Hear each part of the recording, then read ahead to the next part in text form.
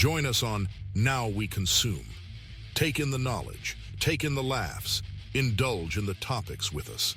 The Now We Consume podcast will take you through the parts of your day you normally dread. Why suffer through the existential crisis of life alone when you can do it with us? And now we consume. This is not meant to be a conspiracy episode or podcast, but we may cover some topics that dance that line like a toddler dances on their mother's last nerve.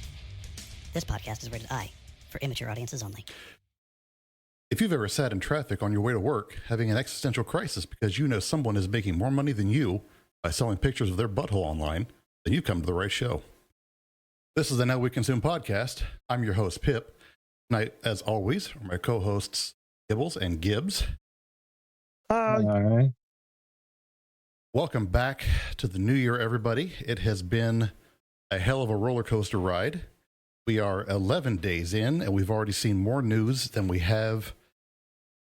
should have seen in 11 days than 30 days. Well, I will say I did not have on my bingo card for 2026 is Maduro getting swiped to the U.S. Dude, he got did not see that out of his bed like a pumpkin out of a pumpkin launcher. It was amazing. Oh yeah. And the stories that are coming out of Venezuela about what we did. Man. We're going to most likely do a whole episode on the Maduro thing, but all of that happened as this episode was getting written, and I didn't want to derail. So we'll just do an episode on that. So before we get too far in, I did want to kind of go over a few things. We're going to ask for your guys' help. I know I swore in the beginning I wouldn't do this, but we're going to do this. We would like you guys to try to share the show with everybody. People you know, people you think might enjoy the show. So like, subscribe, pass it along. That's all I'm going to say. Don't forget about Dubby. We still have the partnership with them. It's great energy drink mix. The flavors are pretty awesome so far, and it works great. 10% off using the code CONSUME10. Give it a shot, see what you think. We're still gearing up for the live show at the end of the summer. There's going to be more information on that, but everything is still moving forward with that. So try to keep some time available. Want to attend. Last thing, which I need to take the time off for that. Yeah, please make sure you have that available. The last thing is we are still actively working on the merch. I'm hoping to have that available probably by spring, if possible. Because I know once I get into spring, my side business is going to be gearing up, and I will have no time for the side stuff. So hopefully we'll have the merch ready to roll by spring. Yeah. Hopefully if I get my lighter fixed on my 3D printer, we can get some manly masks printed. Hells yeah. I never thought about that. Yeah, we're going to have... I'm working on it. We're going to have all kinds of cool shit, dude. Some of the stuff we haven't even had a chance to tell you about because with everything that you've been doing, you've just been... I know. You've been fucking gone. I know. It's life been life and you pretty hard. It's been non-consensually lifing. It did not ask me for anything. So, I don't know. It is what it is sometimes, but yes, we're getting through it. That's why I've been doing so well lately. The universe took its thumb off me for a while and found Gibbs. It's been my turn. Yes, he is the universal fleshlight right now. Yeah, it's fine. It's okay. So tonight's episode, we are going to talk about some things that have been going on in the workplace. AI has been at the center of a lot of discussions on this channel, among other places. And job replacement has been kind of at the forefront of all that. This whole thing kind of boiled down from a discussion that I had with an engineer friend at work. And the gist of it kind of came down to something that he had said. AI makes the easy things easier and the hard things harder. And that and some various Reddit posts. I know Reddit is a hellhole and a rabbit hole in and of itself, but kind of got everything turning in my head, and I did a lot more research and looking into all this. And a lot of people either are extremely concerned or actively seeing jobs going away and being replaced by various forms of AI and computerized automation. So something that I felt that it was worth talking about was the fact that we're weaving together three distinct but overlapping crises. We have incompetent leadership, people who are getting put into positions of power and authority, who are firing people who are capable of doing work and placing them with the AI agent, the automation. The death of the career ladder. You don't see people sticking around for the 10, 15, 20 years and getting all the knowledge to know all the things, because it just doesn't happen anymore. It's not worth it to it. And the physical skill gap. You've got people who are coming out of college with all the knowledge on paper to build these wonderful, amazing things. But if you give them a box of parts and a bunch of tools, they're completely useless and they have no idea what to do with it. Right. We were making the joke at work that we've got a lot of theoretical engineers now in various disciplines. They will ask technicians to do the engineer work that they should rightfully know how to do. And yeah. I feel like the title of engineering technician is something that should be more applied or pushed for, because you've got people who are jack of all trades kind of people in the workplace that are like the go-to guys or go-to people at their place. I'm sure you both have seen those people. I'm sure you guys might even be those people. Or you guys listening. Any input on that? I always think of, there's a very famous quote from Fallout New Vegas. Okay. Which is, there's basically a scientist that's working at a station. And he says, they asked me if I had a degree in physics, and I said I had a theoretical degree in physics, and they said, you're hired. And paraphrasing, but effectively, one of the things that I think people don't realize is most knowledge and experience, or really the ability to know how to do certain tasks, is predicated on the knowledge of how to do things below them.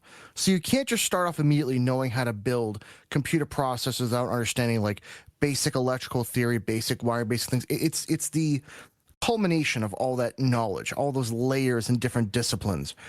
And one of the problems you're having is we've, as a society, we've spent probably the last 60, 80 years of people becoming really good at one very specific thing. But then what happens when you introduce something like AI that can not only be very, very good at researching one thing, but then not knowing how to actually apply it, is now we have almost entire generation of people that are coming right out of college that they are very knowledgeable in terms of how things in a book value or an academic way can be used, but no fucking clue how any of it is applied or how to have any sort of creativity, because unfortunately in most colleges and universities, creativity is not something that is fostered or studied or replicated or even taught in any way. It's a lot of it is A plus B equals C, or this is the answer we're looking for. How do you get to this? And I'm not saying it's for all things in every discipline and everything, but you can see it by the people that are coming out of educated systems, whether it be in almost any discipline. I hate to say it, in almost any discipline. Yeah, creativity is actually forbidden to almost to the point in a lot of colleges. It's very frowned upon. Creativity and free thought. But indoctrination though, on the other hand. Oh yeah. Well, I think it comes from just basic problem solving where the method isn't necessarily laid out for you. It's how are you going to fix the problem and justifying your answer, which is not something that's done as much as it should be in a lot of disciplines. Yeah. But so I've got everything kind of broken down here. We've got the case of the press button executive.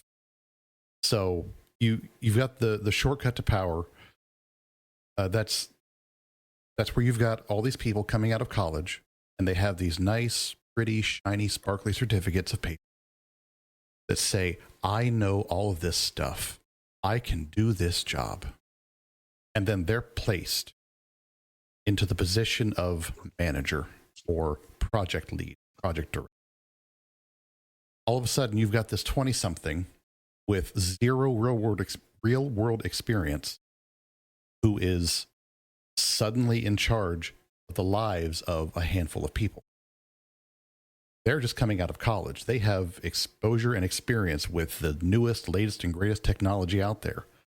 But these people have been working with technology older than that person themselves. Their first thought is, let's replace all of it. Because I know of some stuff that's way more efficient and it's going to be cost effective and it's going to do all these people's jobs by itself.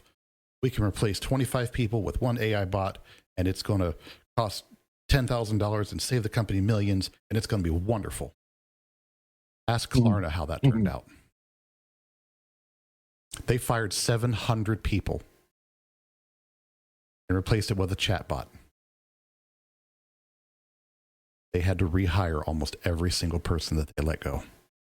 And I bet you everyone that they hired negotiated for a higher salary than the people that they let go. Yes, they did. So it's a net loss. Yeah, Get fucked. We'll go into that one a little bit further. But you have to realize it's not an age attack at that point. It's an experience attack because they didn't climb that ladder. They're not one of those people that worked their way up those rungs through the company. They don't know what a solid foundation looks like for that company. They're building a corporate skyscraper on the sand because an AI told you that the sand was statistically stable at that point. So it's kind of a mirage of efficiency, more or less. The AI will make things faster, but not necessarily better, because you've got incompetent leaders mistaking lowered overhead for increased value. So I'll let that one sink in. If you're listening to this and you've got any experience with this at your workplace or in your life, please let us know, because I'm only going off of what I've been able to see in my research. And yes, Gibbles, I know you've, I want you to chime in here in a second, but let us know, because just the research that we have found, we have enough that this episode was at least worth doing. But Gibbles, go ahead after you take your drink. Yes. So, like in my job that I'm currently doing, some days enjoying, I've been told that turnaround time on just training somebody to do my job is like 2 years. And that's just fixing copy machines. Mm-hmm. Yeah. And then the fact that oh, dang nabbit. I lost my train of thought. Repeat the question again, because I got all excited.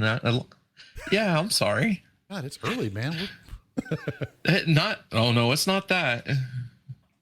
I was saying that getting replaced by the younger people that didn't climb the corporate ladder. Oh, yeah, we also have that issue too. Mm-hmm. The constant churn of new employees who think they know what's best, and then find out really fast that no, that's not going to work, and then they're gone. Yeah. And then you get the next set in, and they have zero experience, and because everybody's being told this is how it's done.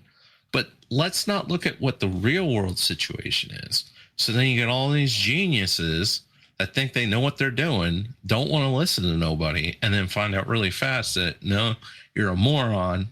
You need to listen to the people with the experience. And next thing you know, they're not working there anymore. Yeah. There's a Forrester research that found 55% of bosses who fired people for AI already regret it. Mhm. They fired, Like you said, Klarna. yeah, they fired the experts that they had on site for a future promise that didn't yet exist. And then they're suddenly realizing that an AI agent cannot solve $3 million an hour manufacturing crisis. Mm-mm. So those people aren't just losing jobs, they're losing the institutional memory required to fix the world. Right. And that's the kind of tribal knowledge that you get with the different people climbing the ladder and sticking around to actually run the place. Well, Yeah, I in think my it's- job, I mean, I was going to say real quick, like in my job specifically, there is quite a bit of information that is out on the internet that you could use to do the job that I do, fixing the copy machines. Right. However, there is still a lot that, just for me doing research on my own, just seeing, what's out there to see what kind of cheats and tricks and stuff like that, the people that have knowledge, Right. them way more than I do, that's put it out there. And then still every once in a while, the AI coming back with, I actually don't know, because the company did not release that information. So yeah, it's good stuff there. But then there's times where if it's not on the internet and it's not public, Yeah, it just takes experience. So then that kind of brings us into the death of the ladder and the barbell workforce. We've already kind of talked about the death of the climb, but the hollowing of the middle, since 2022, entry-level hiring in AI-exposed fields has dropped from between 13 and 20%, according to Stanford and SignalFire data. So we're creating a barbell structure, which is a few expensive aging seniors at one end and a mass of AI agents at the other. Little bit of a side note. Since late 22, early career workers aged 22 to 25 in those fields, they've seen a 13% relative decline in employment, while senior roles in the exact same job stayed stable or grew by up to 9%. That was in that same study. So I'll let that sink. People who are able to stay at their jobs are staying longer. Well, it's like once you've reached a certain point in some companies where you're upper echelons of management, you're not going to leave. But it's also the case that's probably the few jobs that have also grown with inflation or beat inflation. Right. So that's why they're staying. There's also cases Right. where they can't afford to let you go, and they will literally pay you whatever they can, keep you for as long as they can. Because unfortunately, they didn't train anyone else below them. Uh-huh. I saw that at my job. A gentleman who was in his 80s just retired last year. I've spoken about it before on the show. In his 80s. No person should be working in their 80s. Now, he did do it because he wanted to, but still, that's rare. there was a part of him that was there because he kind of needed to. Because his level of knowledge, there was nobody behind him for a while. So. But this is what happens when you have companies that no longer reward people, like the younger generation. Yeah. They don't reward you for sticking around with a company. So what happens is none of us do. One of the things I've noticed, I don't know, and I've actually asked around because this has been something I've talked with my friends a few times about. So I'm 30, 31, 30, 31, 30, 30, God, 32. Anyways, man, I don't even thought know. was bad. I know I'm past 29, so I don't really care. Numbers don't matter. It's all a lie. But the point I'm getting at is like, there's a lot of people that just don't end up staying, and that there's no one to replace them. No one stays long term. There's no upper management or middle management. That's the problem. There's like this huge decline in middle management that's just ceased to exist in a lot of companies. Or you get management that thinks they know what the hell they're doing, and they run a business into the ground. Seen that a lot too. And it's also like, if you're constantly changing management, they're always changing their styles, their expectations, what their goals are. So there's no like good set data to pull from. Like something I noticed from a previous company I worked at was they had so many changes in management that they had like an 8-year time span where every single year their sales and goals fluctuated with all their projects. And it was like, how the hell do you know if anything's working if every year you get a new management company come in and completely wipes the board? It's like, how are you this stupid? Yeah, when you're in those kinds of companies and you look around, you're like, how do you people not see this? Some of it is they do, and they just can't get the solutions in place to fix it in time. And a lot of the other times it's just money. Like corporate structures above won't fund the solution because it's not cost effective. And then on the flip side of that, how is it not cost effective when that person leaves and takes 30 years of knowledge with them that nobody else has? There is no AI that will replace your experience. No. You know, not yet anyways. We're probably 30, 40 years before that would happen. Okay, you said that phrase. I was going to save this for after I was through this section, but I'm just going to go ahead and read this. I left this as a comment on a post in Reddit, and I wanted to read it because I thought that it hit a very specific note. We have spoken about the importance of the trades on this show many, many times, and I think now more than ever, it's more important to push that for our up and coming generations of workers. And here's what I wrote. Skilled trades, at least here in America, will most likely be the biggest growing and hardest to replace or outsource over the next 10 years. Beyond that, there might be robots available that can do some of the work, but there are a lot of industries where a human will always be needed. So over 20 years, I think it will be a mix of human and robotic assisted trades. I had mentioned the conversation about the theoretical engineers, and I kind of went into that. Customer service technicians get a bad rap because they are a technician. The use of technician kind of gets thrown around pretty loosely. But the customer service technician, I interface with the customer to handle a complaint. The oil service technician, I change the oil in your car. And the Geek Squad technician, I hook your computer up to a remote service that does the work because I don't know how to. So the technician is getting undervalued in the main workplace. So I think that there's going to be some sort of a reckoning between the trades and the colleges, especially in regards to AI and how it's utilized in the various fields of our world. Other jobs that require degrees now may be replaced by people who learn to efficiently prompt AI and can do so well enough to replace multiple workers at a fraction of the cost. And with the singularity rapidly approaching, I don't think there's one. I don't think it's one that we're all worried about. This is the one I fear, where the black hole that sucks everyone in is our own apathy towards other issues and overarching greed of the corporations that wield the AI. Yeah.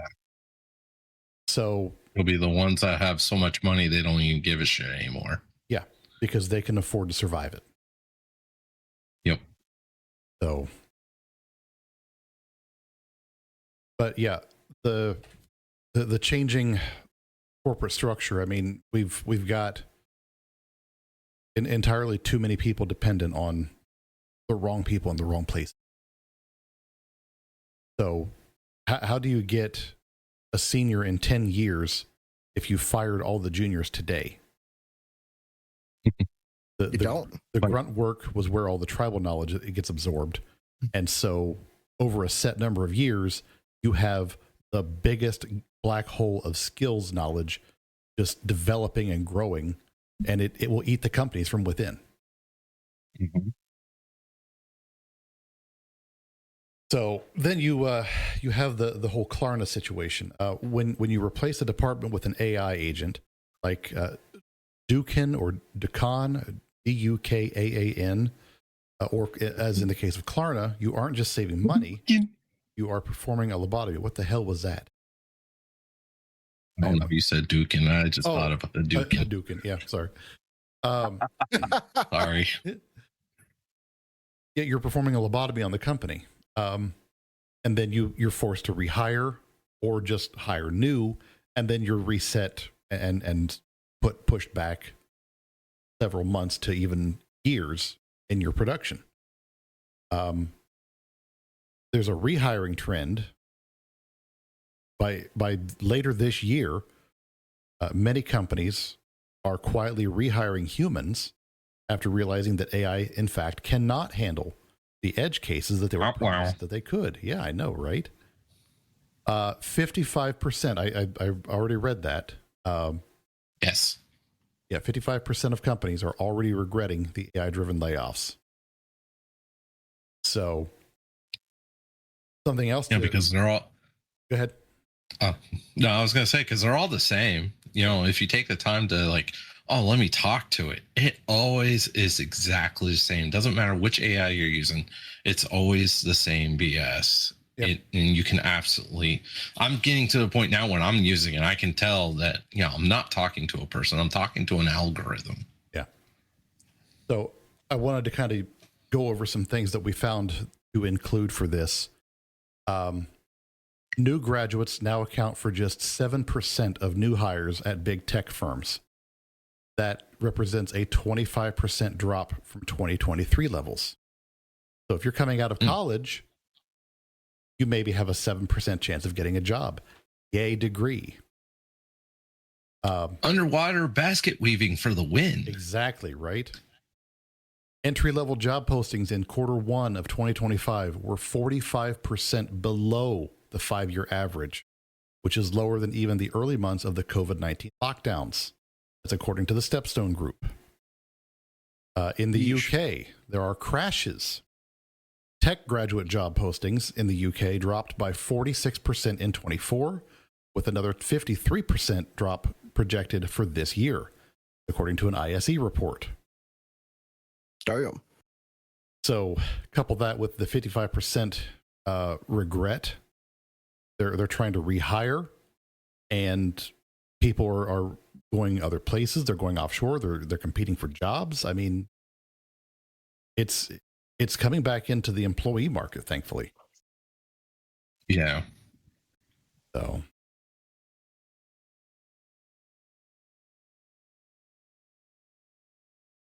Anything else you guys wanted to add on to that part?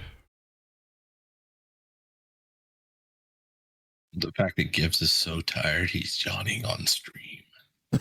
No, I'm sorry. I'm fighting a war with my stomach. Don't mind me. I am. You're losing that war, buddy. No, the toilet lost that war. Rip in peace. You're going to pull an Eric Cartman just to stay on stream. Bathroom. Boys and girls, do not eat shrimp. Oh no, shrimp. Thank you. I was gonna say sushi. I was like, that's wrong. Don't eat shrimp the second day. He's been in the bathroom so long, his brains are gone. I know. I feel like Stan Marsh on the episode for like the largest poo. Yeah. Oh yeah. That's where I'm going to be in like 3 hours, 4 hours. That's when you find out Bono is, he is a poo. Yes. Such a good episode. So I also have something I wanted to mention. With all the AI that's getting used, we're starting to see it in retail spaces, and it's having an effect on the consumer as well as the retail giants that are using it. I don't know if you've heard much about the digital tags that are getting used and how they're changing prices for customers. Yep. Because I've heard about it. I haven't seen it, but people tend to carry their little black mirrors around all the time. And these things are laced with metadata. The stores are buying our data hand over fist. So if the three of us are in a store and we're all in the same aisle, this box of Oreos might cost me $4. It might cost Gibbles $3. It might cost Gibbs $6. Because a fat joke. Fuck you. According to their metadata, Gibbs eats more Oreos or uses more Oreos for something. You're not wrong, though. I do love Oreos. They're amazing. But I still want to try the other cookies though. Got replaced by Oreo. I can't eat Oreos because I watched that video where they withstand the flamethrower. So It's processed food. What do you expect? I know. I've gotten away from ultra processed.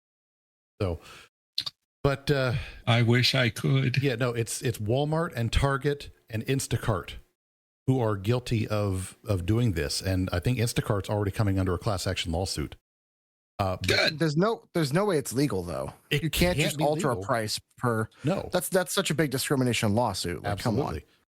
because their prices are up because the companies are charging more because they can. For less. They're literally increasing the price and just seeing what people are still willing to pay. When the product stops moving off the shelf, they will back the price down. Mm-hmm. That's what's been driving the cost of living increase for the past 5 years. Yep. Just Not wait all supply supply chains, because all the COVID shit's gone. Supply chains are back in full swing. Everything's getting made. There's no shortages anywhere. Yep. The ports are open. But yet the prices have not come back to normal. No. Because why would they? Because think about this. The unfortunate part is during COVID, where did everybody make their money? The stock market. So what happened? Every other company had to grow. What's the only way to continue your company growing? Making profit or being able to justify on paper that your company's growing. So what do? You increase your product either in supply or in cost and revenue. But at the same point, you also keep adding up things like fake job postings or fake expansion, fake numbers, so that you can justify bigger investments and bigger investors to come on board. It's all just kind of this compounding problem. Yeah, along with shrinkflation. We all know that one. I despise shrinkflation. I want to kick people in the ding dong that do that shit. Oh, like, it's disgusting. If we could go back to like 1999 and just get sandwiches, get bags of things, boxes of things, and bring them to now, you would be disgusted at the size difference. Orange juice, the Tropicana orange juice bottles. I just saw a thing on that the other day showing that they're not even a full half gallon now. They're not 64 ounces. They're like 58 and a half ounces. Yeah. Everything has gone down in size just enough where you don't completely notice it. But if you really look at it, I mean, cereal is the same way. If you look at a normal box of cereal that's not family size, king size, wherever they come up with these stupid names, and you really look at the box of cereal, it's so much smaller than it was just 6-7 years ago. It's insane, but they did it in just a way so that way the American populace doesn't notice that it shrunk that much unless you're anal retentive enough to look at the ounces that the product is made with, supplied with, I should say. Now, to be fair, I don't buy the boxes. I buy the oversized bags because my children. Oh, and those but those gone up in price too. They have. Those used to be like $2-3 a bag, and now all of a sudden they're more than freaking what you pay for in a box. Yeah, but you do get a lot more. So my children can at least make a bag last a few days versus a box was like 2 bowls. Jesus. I can make a family-sized box of chocolate checks last at least a week and a half. No. I have one child that will eat cereal morning, noon, and night. Jesus. We've all been there. Yes. Hey, cereal's good sometimes. So, moving on, you have all of these issues kind of coming to a head, but that leads us into one of the biggest issues when it comes to replacing people with AI, the physical skill gap. Yeah. You have a lot of CAD jockeys out there. They are the digital engineers of the modern era. They're a genius when it comes to simulating something, but they absolutely lack every physical skill known to be able to anything. Talked about in the opening. They are actually a liability on the job site. Mm-hmm. And do you guys have any of those guys like that in your work site, Gibbs? I feel like you would be more apt. So I'm going to have to keep names very vague because of where I work. You can use fake names or something. But I have noticed in a couple of previous employers where you'll get people that say they went to a school or a trade school or somewhere else, And sad part is, I hate to say it, I've seen this happen from even some trade schools where they'll say they have the knowledge or they've been taught certain things, but they're completely missing some basic functions, some basic skill sets, or what I'm seeing now even is that some are so reliant on AI to answer certain questions that it become a nightmare.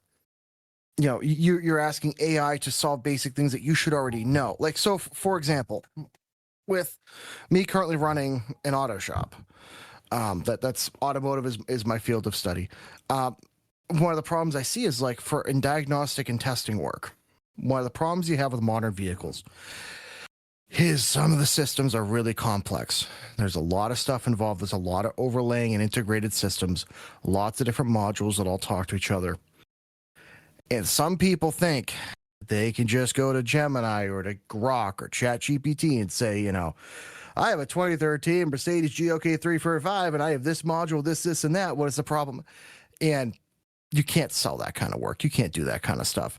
The amount of people that are coming into my shop that are like, well, this other place said it was this. And I literally take their concern, copy and paste it into Grok, and it comes up with that. And I'm like, are you fucking kidding me?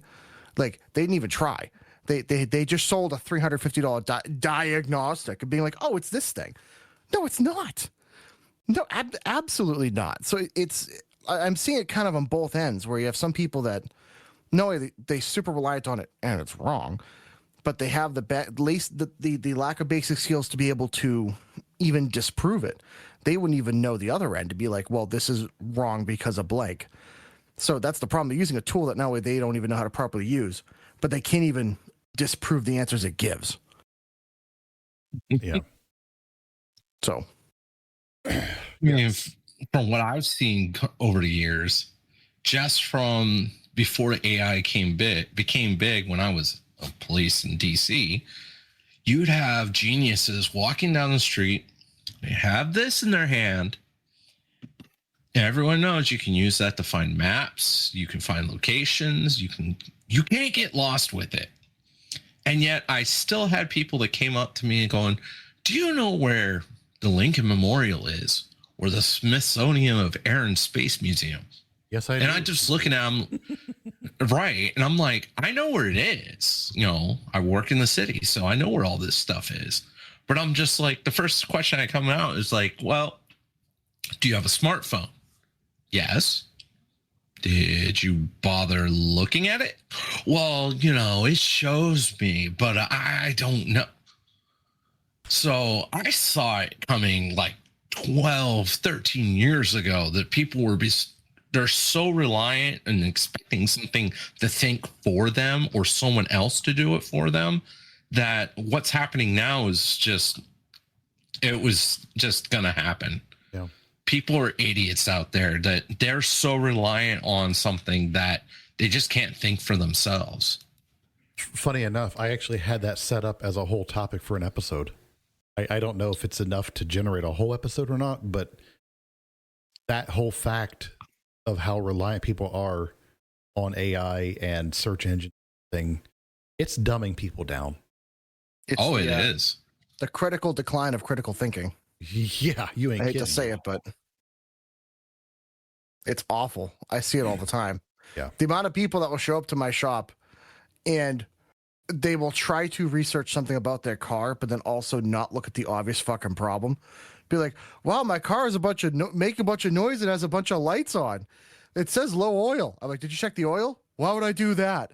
It's like the fucking Patrick meme with the wallet. Like, this is your name. Yes. This is your face. Yeah. This is your It's ID. like Yeah. This is your wallet. No. It's like the old derogatory jokes where, you know, the wife has the car for the afternoon and she comes back going, I don't know what all these symbols are, but, you know, it all popped up. And now the husband's having to explain to her, well, did you do this? Did you do that? You know, it's turning into that, but with everyone. No, Right. with everyone. That's what I'm saying. Everyone. Unless you're in the trades and you actually use your brain for critical thinking, Right. you know, and you can apply that to other stuff, you know, that's what's keeping a lot of us in, you know, the hands market, you know, doing work with our hands is keeping us in business because you have so many people out there that just don't know how to do simple things. Well, it's also because they've never had to. You Right. have entire groups of people that, I mean, the most they do with their hands is prepare their lunch or their food. Like, I would be that person, but like they put a TV dinner in the microwave, and that is literally the extent of their. And I get not everyone has to work a job that you work with your hands. That's kind of the goal, is that we can all specialize and do our own thing. But it's like, if you can't do basic things, like very basic, I'm talking things like check your oil, turn off a circuit breaker, knowing the button to turn on off the furnace on your house, or like, I don't know, Right. you see a big flashy light on your car and you wonder, you know what? It still Or runs. so I'm change the just not gonna worry battery in about their fire alarm. it. How many videos have we heard that joke on? Yeah, that's pretty out there. That's all. Being able to work with your hands is such a critically important thing. And like you said, just the basic stuff, even. It's, my God. I mean, just this morning, I saw a video on Instagram where somebody's like, I have this major life hack. This is amazing. Go out and buy this large piece of beef, and then you could slice it down and make individual steaks, and you save so much money. And it's like, oh my God, I feel dumber just watching this. That's a no shit, Sherlock. Yeah. Why is that considered a life hack? That's just no duh.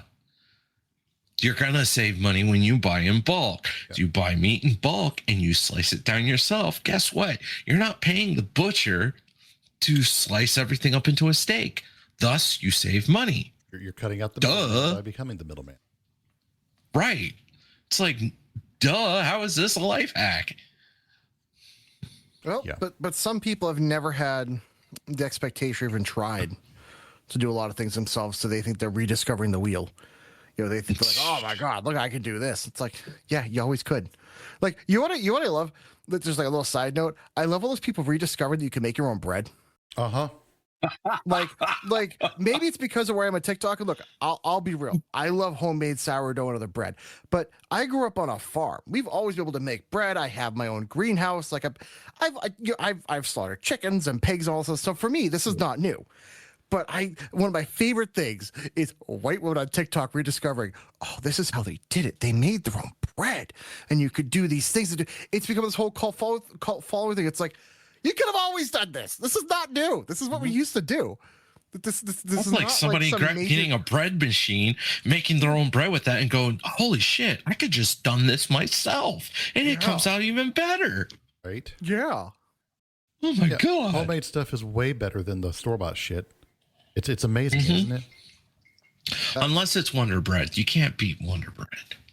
Well, you can, but I- you just have Wonder Mash. That's a good True. joke. That's a good joke. I'll give you Yeah, that. I'll give you that. That's good. Can't be mad at But that. no. one. So, yeah, getting back on topic. Sorry. It's what we do here, man. We have the digital versus the physical. So in software, the code is the world. In the mechanical, civil, or electrical engineering, the model is just a guess. And we all know what happens when the engineers keep guessing. The techs have to fix shit and stay over for 5 hours and miss dinner with their families for the fourth night in a row and work overtime and get 4 hours of sleep and be expected to show back up onto their shifts on time. And, we won't go down that rabbit hole tonight. Yeah, the Air Force. I don't know yeah, anything about that. No. The amount of times I've cursed at an engineer. I wholeheartedly think, and I'm pretty sure I've said this on the show before, any person who wants to be an engineer should be forced to be a technician first and spend time out in the field, at least a year or two. It should be part of your degree. Your degree should take 5 years, and one of those years is you're a technician. Yes. Yes. Or even a 6-year degree, and 2 of those years you're a tech. But the amount of times that, one job in particular, when I was in the freezer, we had its brand new module come in for the machine, completely engineered and then deployed to the field. We set it up in the machine exactly as specified. The engineer came out on site to do it. He helped with, or he oversaw the installation. We got it all installed, start the run. All of a sudden, nothing physically ran through this piece of equipment because didn't account for the stuff in front of it.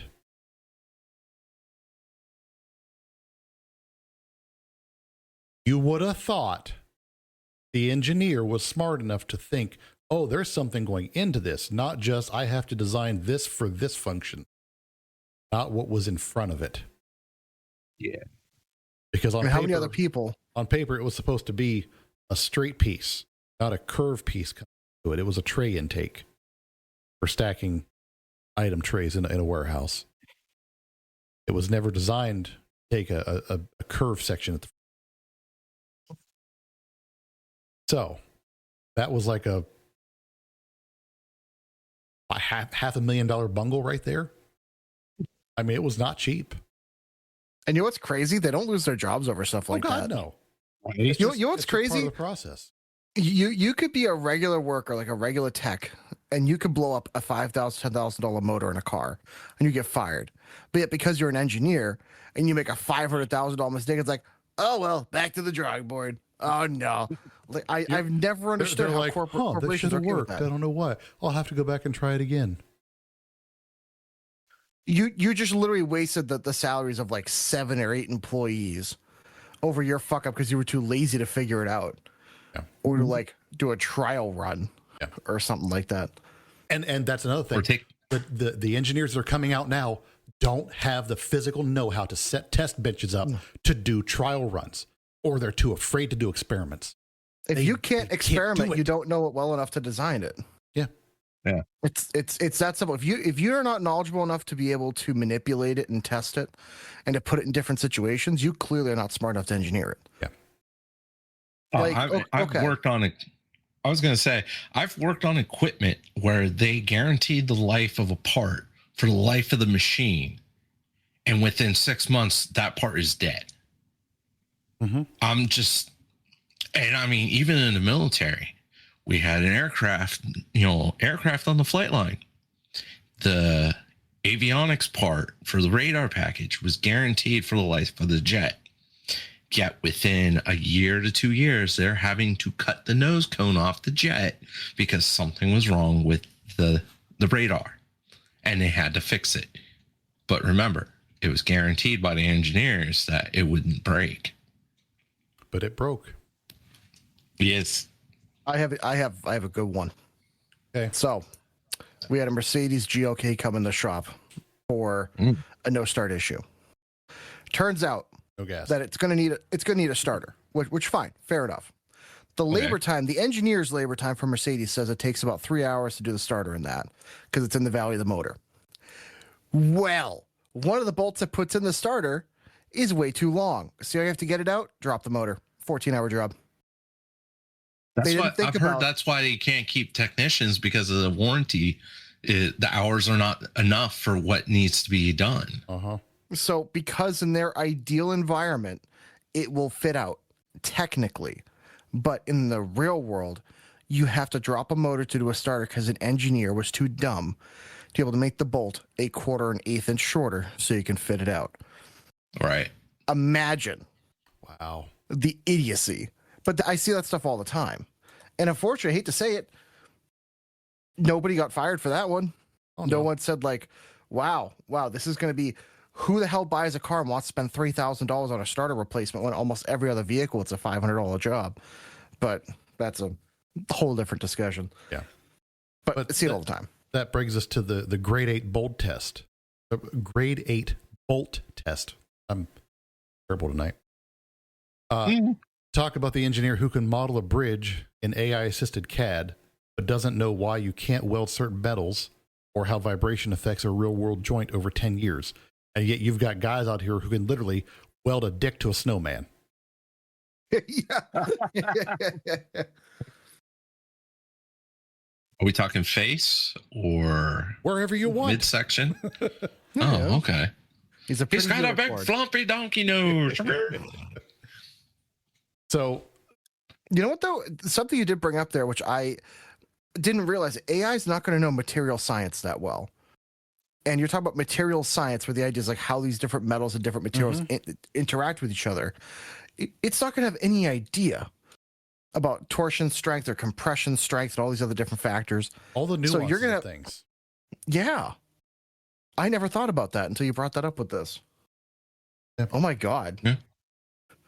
I mean, I've come across the situations where, from an engineering standpoint, I want to beat the shit out of the engineer from, a copy machine company where they put something that's all plastic, gears, the gearbox, the rod that comes out of it to drive the waste toner box. I know a lot of people are gonna know what I'm talking about, but because it's all plastic and there's really no lubrication inside the gearbox portion, it starts to squeak and make noise because it's plastic on plastic.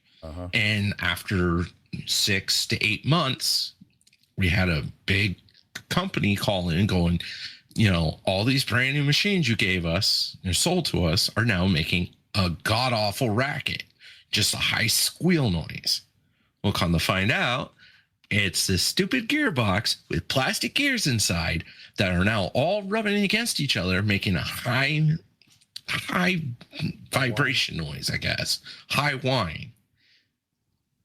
And because it's all plastic, there's really nothing you can do about it. Oh, and because you got to replace it, you have to take everything out, everything. The toner pipes, all this stuff that goes down the back of the machine away from where the pages are printed on, all this stuff to go into the box that's the waste toner.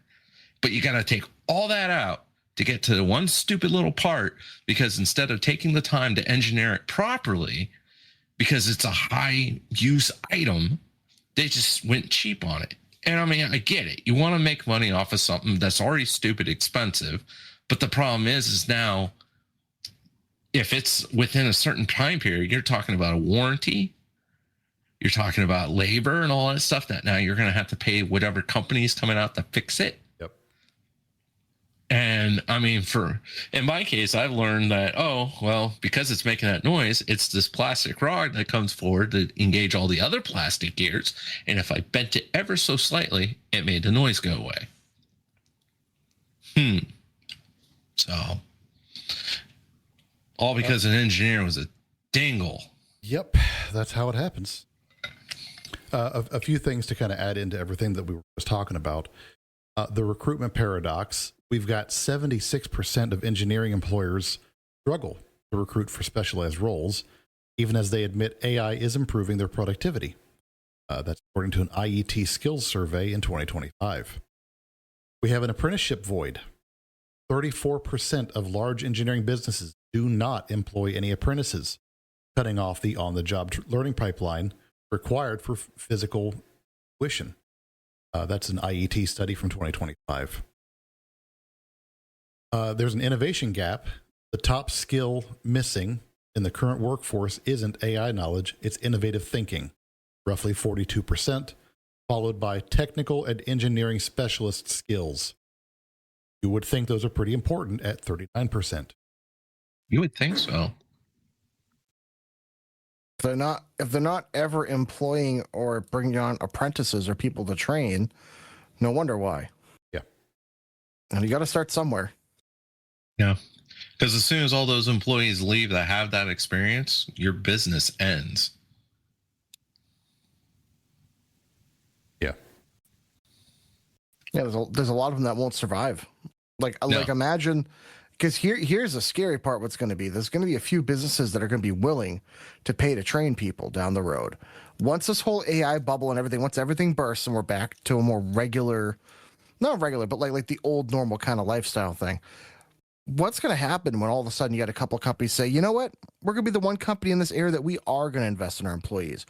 We are going to invest in people. And we are going to take the time to be able to say, hey, we want you to be knowledgeable and understanding about your position and in this field. They're just going to take everybody. There's going to be a couple of companies dominating certain areas because they're the ones that are willing to train and take on these apprentices. Right. That wouldn't surprise me. They'll be able to survive, whereas other businesses will fail because they didn't invest in the future. So many businesses are so caught up in the here and now, they never look beyond what's going to happen in the next 5 to 10 years. They're just looking at how much money. Yeah. They're just looking at how much money can I make right now. Yep. But it doesn't matter because, in the next 5 to 10 years, guess what? you're going to have nobody to do the jobs that you need them to do to keep your business going.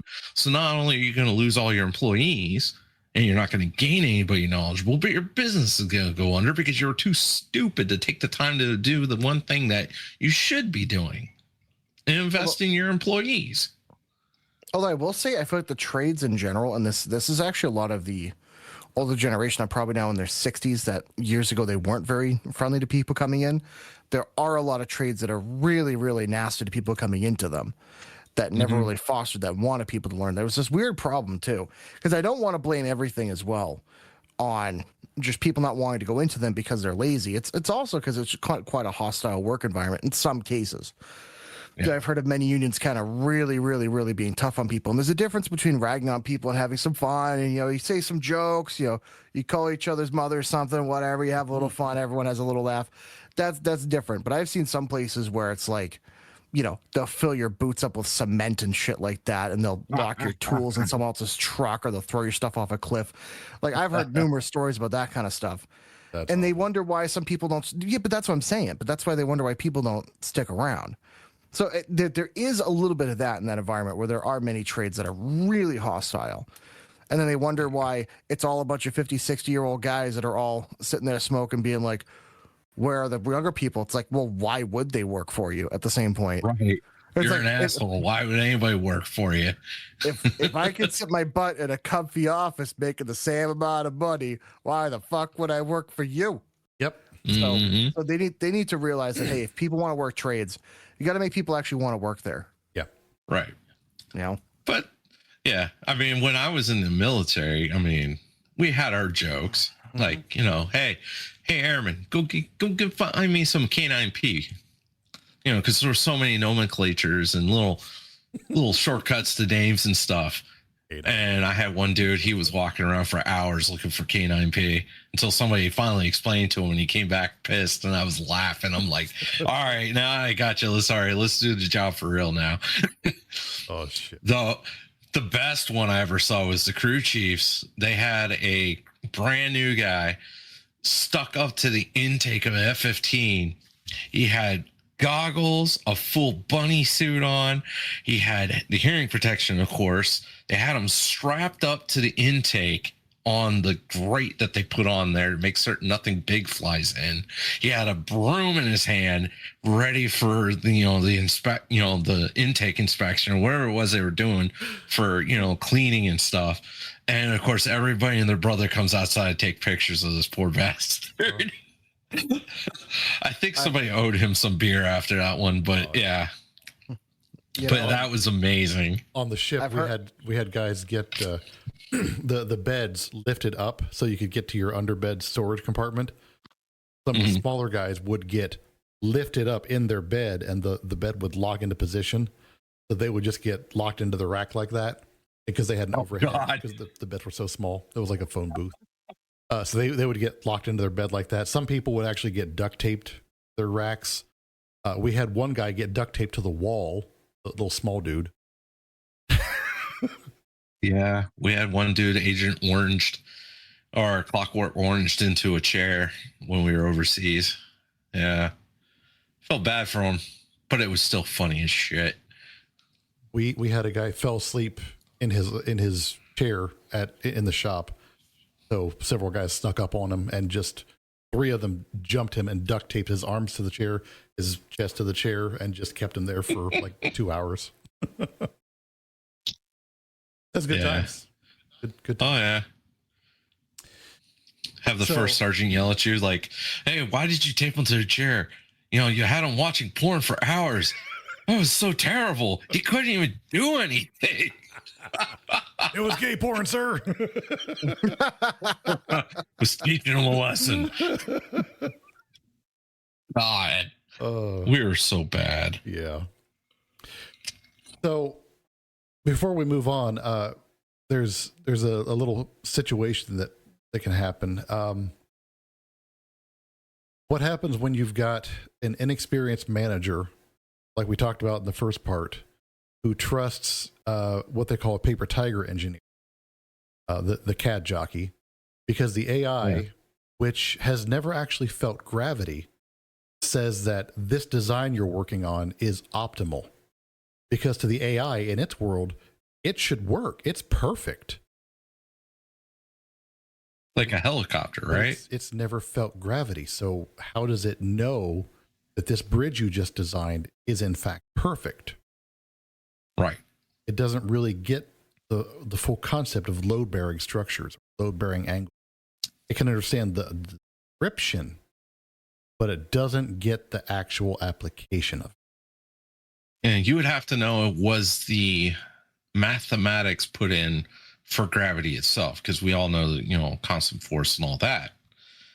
But you'd have to find out, did they do that for the AI? Because if you didn't, yeah, it absolutely will not understand that. Right. And then you've got, oh, go ahead. Until you develop an AI that can basically interact with the world and the consequences of its actions in a somewhat relativistic relationship with those two, there's no way you can have an AI do certain things like that, because it has no understand of consequence, and it has no understand of the tolerances in the real world that you have to account for.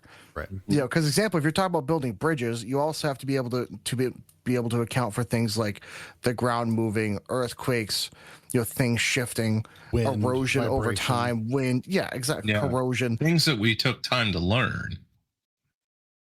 And there's no AI that can learn hundreds and hundreds of years of that information, not to mention factoring all the building codes and everything else and regulations and blah, blah, blah, blah, blah.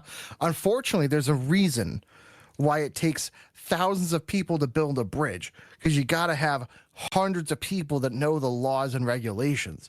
It's a pain in the butt, but there's also, unfortunately, as much as I am not a big government guy, sometimes there's a reason, and that's one of the few times that there's a good reason. Galloping Gertie. Yep. Because, I mean, and kind of like you were talking there before, the loss of respect for the technician. Engineers used to be humbled quite often, in fact, by the machinists and the builders. Now they think that the digital twin is the reality. So everything digital is that's the proof of concept. So, Well, we have this weird problem where people think that education is more important than experience. I know we've already said it before, but yeah, well, I think we're now learning that, honestly, education isn't as important as experience one-to-one. That's not the case. you know, I'm glad you said that way, because that's a perfect segue to talk about the Dunning-Kruger effect and the Dunning-Kruger executives that are out there. If you don't know what the Dunning-Kruger effect is, it's when people with low ability at the task overestimate their ability. So you have essentially a prompt to power pipeline. So a degree today often focuses on management and ancillary skills rather than the actual craft. I mean, if you look at a college course layout, how many of it are ethics, writing, feelings, gender studies, versus how much of the course are you actually learning about the thing? So, go ahead. As somebody that went that route, those are called gen eds or generic educations. It's usually anywhere from 50 to 75% of what you take is usually involved with a gen ed or generic education. And it should be the other way around. Yeah. Unfortunately, here's the thing. It's all about making money. Yeah. And even if you go for a very simple degree, they want you there for between 4 to 8 years. So they're going to have you take a bunch of stupid stuff because you have to pay them. And because you're paying them more money, they can then employ more teachers. And those teachers are people that went to that school to study something. It's all a fucking pyramid scheme, because they have people go there for stupid ass degrees so they can hire them, so they can justify more kids to justify more stupid ass degrees. Yeah. So just saying, Like just a little. empowerment of free thought while in the tub or something, whatever degree program it is. I don't know. Or a network security degree from college, but oh yeah, after you get the bachelor's, guess what? You still need certifications, but we didn't give you any of that, so you can't get the job you were looking for because you still got a few $1,000s worth of certs to get the job. Mm-hmm. Because you didn't do that in the college. It's useless. You instead decide, it's absolutely useless. Yeah. I got a degree that I can't do anything with because I don't have certifications. This is something I wanted to ask you two, because you two are older than me, and you two saw this probably more than I did. But I've heard of stories back in the it's a good, like, seriously, this is a good thing in this case. Okay. And with these stories that I've heard, I heard back in the 80s and 90s that there were a lot of tech companies that would hire people that not because they're educated, because they go to a local like computer store or tech store, electronics store, and say, "Wow, this person's knowledgeable. Hey, I work at this company, run this company. You seem really knowledgeable. Would you be interested in like being hired or working here?" I've heard numerous stories of people that were just into it getting hired. That happened to me. In my generation, that's a foreign concept. Like I could not imagine like going to a music store or something like that, as knowledgeable as I am about stuff, and being like, "Yo, do you want to work a Gibson guitar?" Like that's just not how that works. Right, but I've heard so many people from back in the day, back 20, 30 years ago, that they're like, "Clearly you know a lot, and we do the same thing that you're into. Do you want to work here?" Yeah, that happened to me several times. Like, Yeah. not only I got done with college. Yeah. Oh, absolutely. I'm jealous of that, and I'm freaking from that era. You know, the amount of times that I've been told, "Oh, well, you don't have those certifications," and I've been doing this for God longer than you've been alive. What does it matter? Yeah. All that is a freaking racket, anyways. Back in my day, But- I could get a job just because I knew shit. I know. Right. It pisses me off to no end, because it doesn't matter what you know. It matters what the piece of paper says that you know. Yeah. Right. See, when all that it matters. comes to some fields, like back when I was actively a technician, like electromechanical technician, we had these box tests you had to do a skills test on. And it was just a little crank machine with belts, pulleys, gears, and little things that it just rotated around, and it just did things. It completed a cycle. They would insert faults, and you would have to diagnose it within a certain amount of time. They would time you.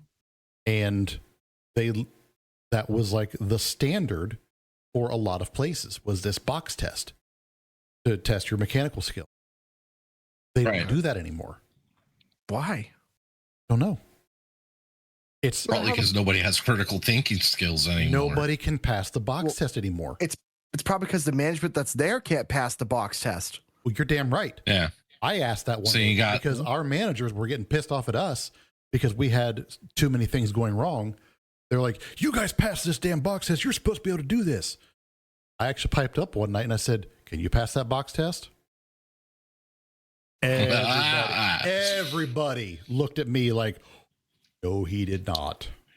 Then again, I was the only person that got laid off from that position too. So, hey, I call it like I would have see it. talked to a lawyer, but that's just me, you know. Oh, they had just cause. The overarching company didn't want me working there anymore. Not the company I worked for. I was a sassy boy. No way. Me? Sassy? No. No. No. But we've got the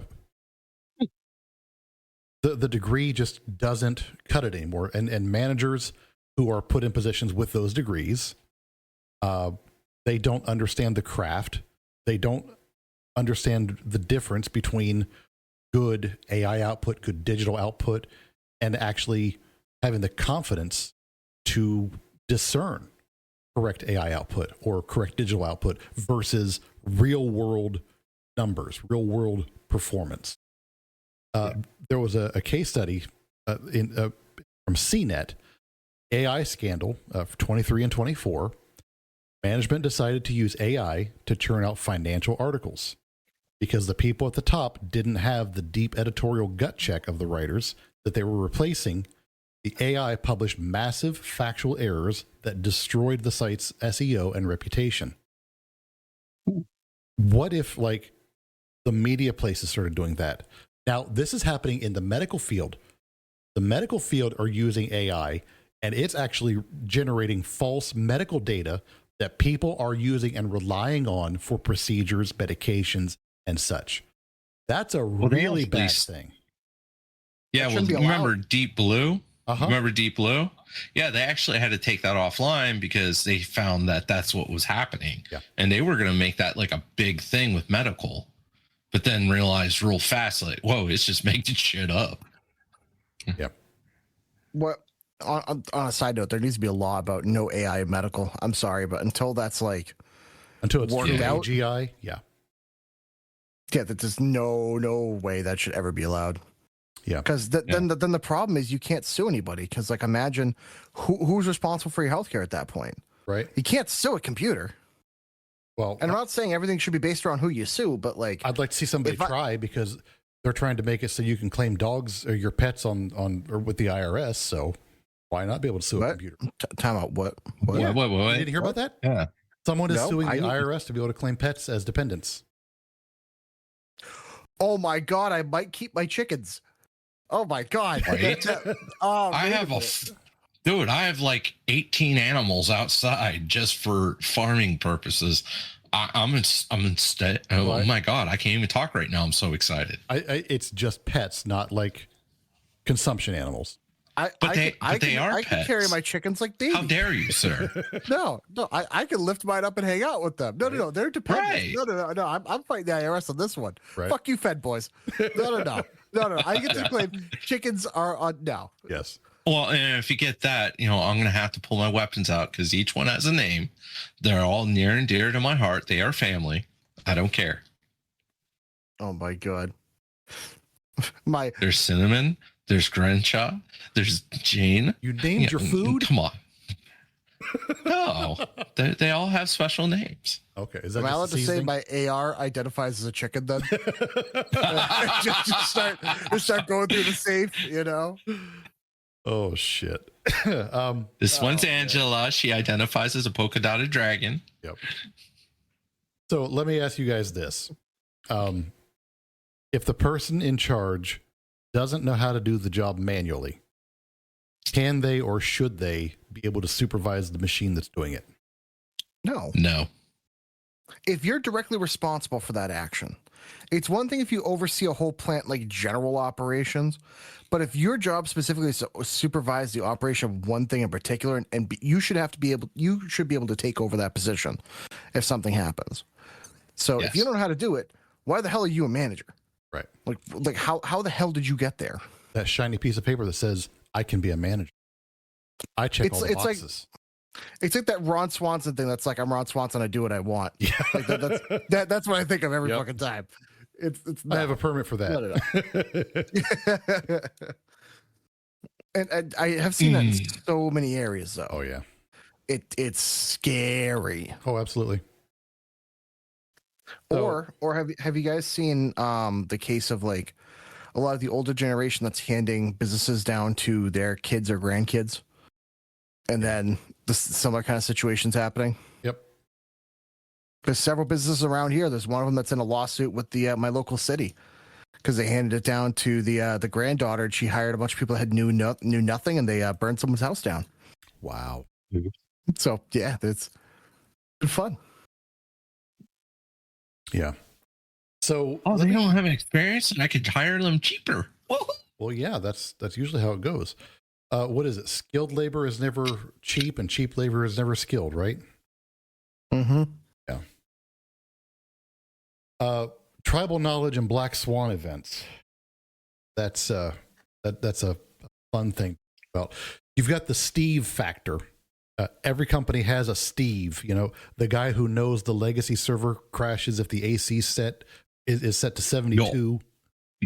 You also have a nobody that works at every company as well. Yes. Keep that in mind. Yeah. AI doesn't know who Steve is, doesn't care who Steve is. AI doesn't know the unwritten rules of a client's ego or the machine's quirks. Yep. So there's a hidden cost of relearning. When the system breaks and the humans who knew it or knew why it would break are gone, savings from that AI transition vanish in a single afternoon of downtime. Industrial downtime costs in the U.S. or industrial downtime costs U.S. manufacturers $92 billion with a B annually, often due to human knowledge errors. Man, Now, multiply that by AI not knowing what the hell to do. It's going to increase by a factor of probably 4. Or better yet, Almost. what if AI thinks it knows what to do? And makes and it says, worse. wow, the server's running really hot. I'm going to set the AC degree to like 45. And then it absolutely burns the fuck out of the air conditioner. Like, I bet you there are ways. There's going to eventually be AI integration for a ton of things. And it's going to try to see, oh, here's a simple solution. And it burns the fucking place down. Yep. Yep. I tell you, it's going to, honestly, I hate to say it, it's going to be comical at first. But then it's going to get really serious. Then it'll be bad. Oh, yeah. And there's also an education failure, and we've kind of touched on this already. Universities are teaching students to pass the AI test rather than solve the physical problem. Oh, my God. Yeah. We're starting to graduate out more editors of AI content rather than creators of original thought. Dude, AI should be fucking banned from schools. I agree.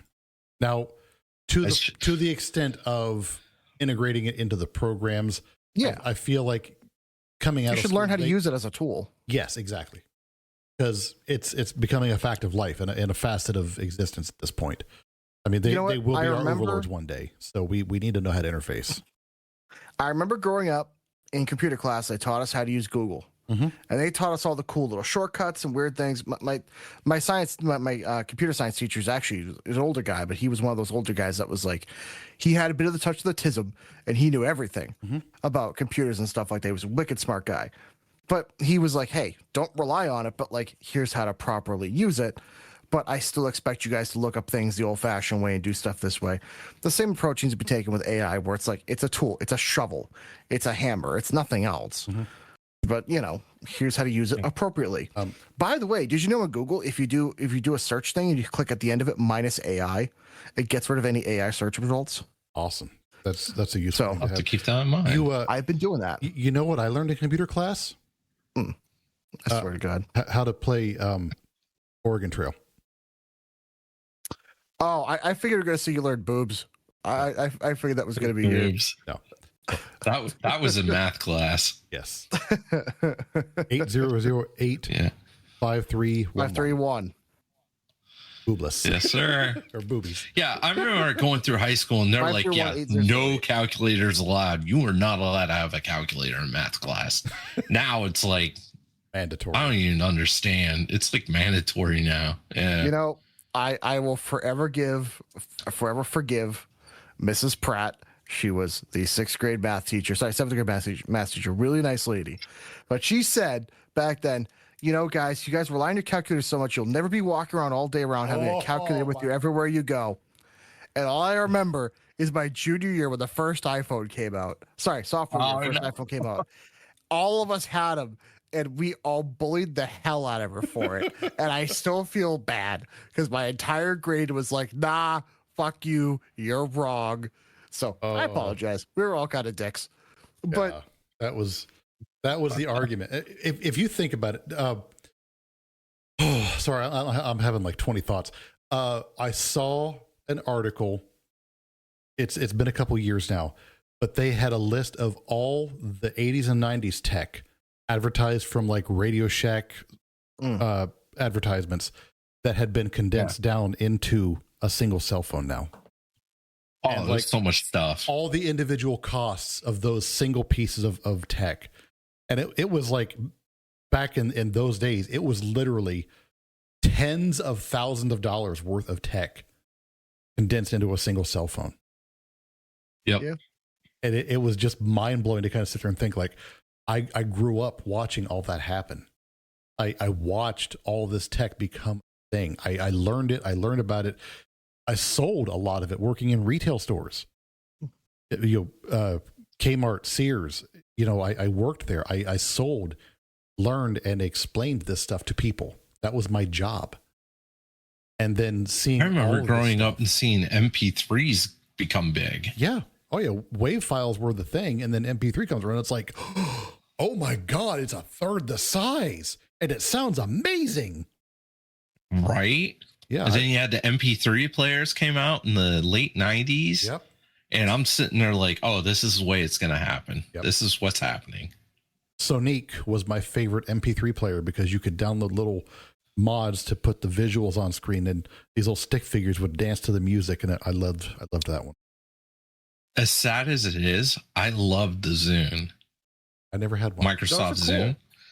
Those were actually really cool. If they had advertised them better and made them, I don't know, the interface on it I thought was amazing. And it's just, unfortunately, Apple had better optics, I think. The Zune was cool. The problem is the physical product didn't feel as nice as the first generation iPod. But I think that's what the issue was. Software, I agree with you. Interface with the computer way better. So I had both. Yeah. I was one of those guys because, again, music guy. When the iPod came out, I appreciate this is one of the few Christmas presents I ever asked for. Is I got, I believe it was the first iPod. I thought it was like a 40 gig back in like 2006, 2004, whatever. Huge. I could have any song I ever wanted on that thing. And I had it stolen from me in 2016. It was still working. It was stolen out of my fucking van. And whoever stole it, I can't say what I hope happens to you on stream because we'll get banned, but just so you know, you're the only reason I pray. Just so you know, whoever fucking stole it. Oh, man. Whoever I can stole only imagine. You are the only reason I pray. Oh, wow. Because I had it was awesome and it still worked. But a buddy of mine had a Zune because when I got the iPod, I did have a Zune. He was like, "Oh, that's cool," and he got one. He still had it working up until college. Like that. But that was back when things were pretty quality made, but they were really cool. Yeah, they were simple. And the funny part is things were quality made even better before that. So that says something. Because even back in the late 90s, early 2000s, we thought stuff then was made like shit. So I can only imagine. Oh, yeah. Dude, I had a CD player that my mom gave me when I was like freaking 4 that it still worked up until a few years ago. I threw it in the trash because it was worth nothing to me because I don't even have any CDs. But I found it. I put new batteries in it. It still worked. I was like, are you kidding me? Wow. Now, if it was made in Japan, that stuff was the stuff that was made to last. Like that was it was an old Sony in the day. Oh, yeah. Yeah. Oh, Sony stuff? Absolutely back then. Yep. You couldn't break some of that stuff. Nope. Sony and Panasonic, those were the ones that you just couldn't break them. Well, it's just like Nintendo Game Boy. You could slam that thing around and friggin' it continued working. Those were the Nokia phones of devices back. Yes. You know what? I always wanted to know, as I joke with you guys, that when I die, I hope I see like a death statistic, like you do in a video game with all the stuff. I want to, how many people in this world were killed with a Game Boy as a deadly weapon? Because it's not zero. I know it's not zero. No, it's definitely not zero. Can't be zero. It's the same with cowbell. Not zero. So before we wrap the show up, some things to kind of consider: how to become un-AIable. Focus on the physical and the tactile and the relational. If your job can be done in a dark room with a screen, you are at risk. If your job requires a wrench, a site visit, or a nuanced negotiation, you're pretty safe. For those in leadership positions, a plea for institutional memory. Don't cut the rungs of the ladder that you climbed. So if you're somebody who is getting advanced through the ranks, remember where you came from. For the people that take those positions under you, they have to learn.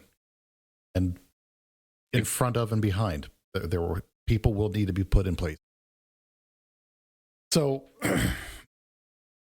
something to think about. AI is a mirror of the person using it. If an outright idiot uses AI, they just become a high-speed idiot. And we're currently living through a high-speed idiocy bubble. We are, in fact, on the idiocracy timeline. I am convinced of this. I just all I can picture is giving an idiot AI. I'm just like, yes, I'm stupid, but faster. Like I just, I never thought about it like that, right? Though.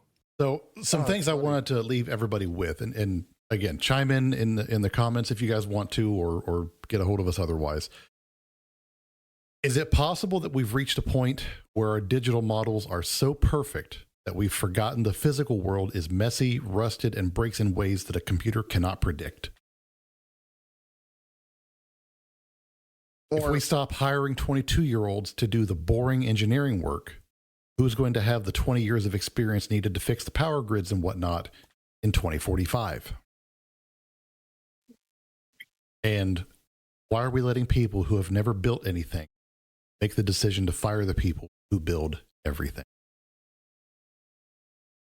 That's valid. And with that, I have nothing else to add of value. We have literally touched the tips of everything that I wanted to cover in the note.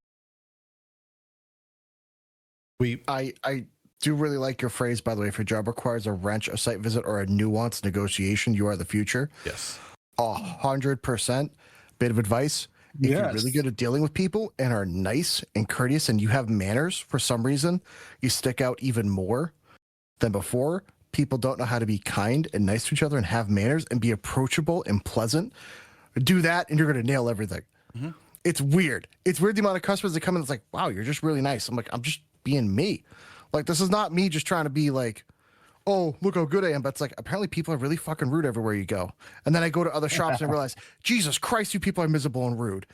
So just or you come to other states pleasant. and realize how nice some people are in some areas. I know. Not me though. I'm an asshole. So Not Gibbles. He's a dick. Oh, but also, I'm a dick. no one around Boston's happy. We all hate it here. Yeah. But at the end of the day, all the AI in the world can't explain the sound of a bearing makes right before it seizes. It can't tell you why the crew on site B always ignores the manual. It can't tell you. Third shift. Yeah. Yeah. It definitely will never tell you that, or that it's going to take the heat when a perfect simulation meets a very expensive real world disaster. So these are things that, while AI is great, there are people who are making the decision to replace people with it and not take these things into consideration. So from the bottom of my heart, I hope anybody who hears my voice is not affected by that. Here's a really good real world example. You always see those videos about the guys that are taking super hot metal down the lane and then bring it around. And then for whatever reason, something goes tits up and the metal goes flying everywhere, but it keeps coming out. You could almost look at AI like that, where it knows it's supposed to be shooting it out, but it has no idea what's happening on the other end and not realizing I should stop because now there is molten metal going everywhere and there's nothing to tell it to stop. Yeah.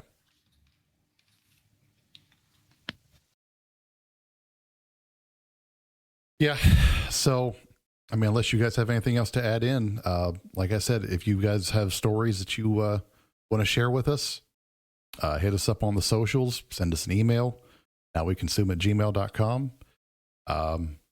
Tell us any stories that you've got. If we get some good ones, we'll read them out on the next episode. I mean, why not? Until then, keep your hands on your tools, take your eyes off the prompts. We'll see y'all next time. Tools. Oh, those prompts. Oh, those prompts.